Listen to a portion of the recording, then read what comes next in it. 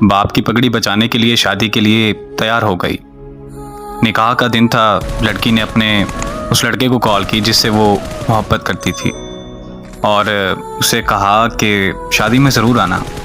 तो लड़के ने मना कर दिया। लड़की के बहुत ज़्यादा इसरार करने पर वो लड़का मान गया।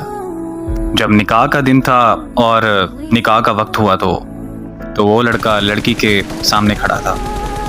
वो लड़का उस लड़की की दी हुई अंगूठी पहन कर आया था जो कभी उस लड़की ने उस लड़के को दी थी। मौलवी साहब ने पहला कबूल है कहने को कहा। लड़की कांपती हुई आवाज़ में बोली, कबूल है। लड़की ने फौरन लड़के की तरफ देखा और वो गर्दन झुकाए उस लड़की के सामने खड़ा था। मौलवी साहब ने दूसरा कबूल है कहने को कहा तो लड़के ने अंगूठी उतार दी। जब लड़की ने तीसरा कबूल है कहा तो लड़के की आंख से एक आंसू निकलकर उसके रुखसार पर जा गिरा। उस लड़के के हाथ से अंगूठी गिरी और वो चला गया। उस लड़की की रुखसती हुई तो वो लड़की जब घर पहुंची, लड़की की दोस्त भी उसके साथ थी। लड़की अभी जाकर ही बैठी थी, इतने में उसकी दोस्त को एक कॉल आई और कॉल सुनते ही लड़की की दोस्त के हाथ से मोबाइल गिर गया। लड़की के इसरार करने पर लड़की की दोस्त ने उसे बताया कि शादी हाल से जाते वक्त उस लड़के का एक्सीडेंट हो गया और वो वहीं मौके पर मर गया।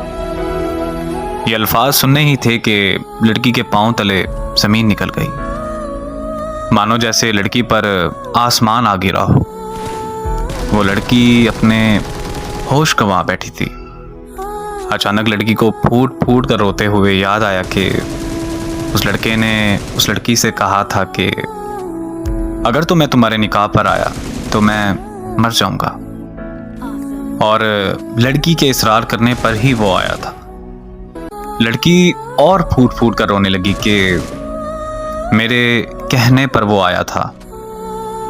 आज के बाद इस बोझ के साथ जिंदगी गुजारनी पड़ेगी कि वो लड़का मेरी वजह से मरा, और इस अजियत में जीना है कि वो मेरी वजह से मरा।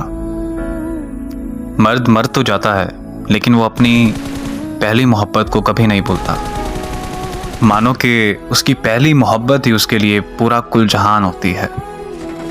और मर्द जिससे सच्ची मोहब्बत करता है तो उसका कब्र तक साथ निभाता है।